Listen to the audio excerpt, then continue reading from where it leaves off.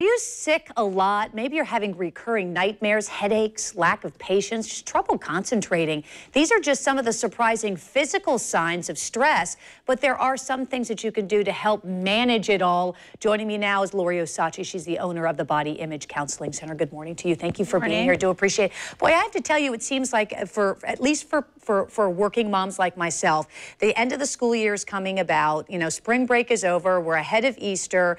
You know, the kids are getting ready for final exams. It's just very stressful, you know, and you know, people don't want to have to medicate, you know, for stress. And so there are some things that you can do. And first, I think it's recognizing that you maybe are just too stressed. We talked a little bit about the physical signs. There's also emotional signs as well. Right. So you can start to have panic attacks, which are, they don't have to be full-blown panic attacks where you can't breathe or you think it's a heart attack, but even just feeling like you're going to panic. Or trouble sleeping, waking up a lot at night. People tell me that, you know, when they're stressed out, but they don't realize that's a sign. Getting angry and irritable, not being yourself.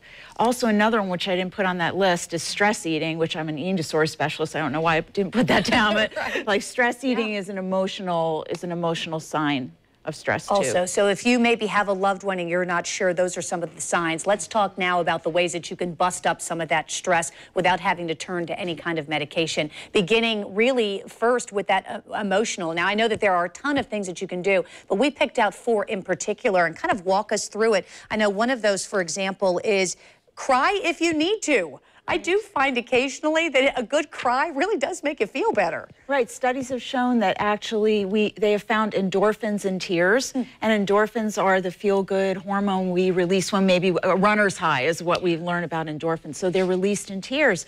So it's very healthy to cry when you're upset. It's just often we're shamed out of it. We're told it's a sign of weakness. Sadly, and a couple of others also. Say yes 3 times and say no 3 times? Right. So a very important part of dealing with stress is setting appropriate boundaries. So what I tell my clients is you want to say yes when you mean yes and no when you mean no. Not yes when you mean no and no when you mean yes.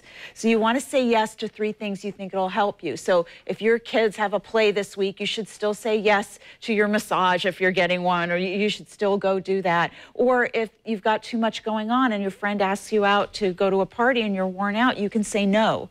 Well, and it's interesting, too, because it also can follow into sometimes you want to be that kind of just, you know, fantastic mom, and you can't always do everything. And so take any kind of help that other moms will offer you. Like, for example, hey, I'll pick the kids up today.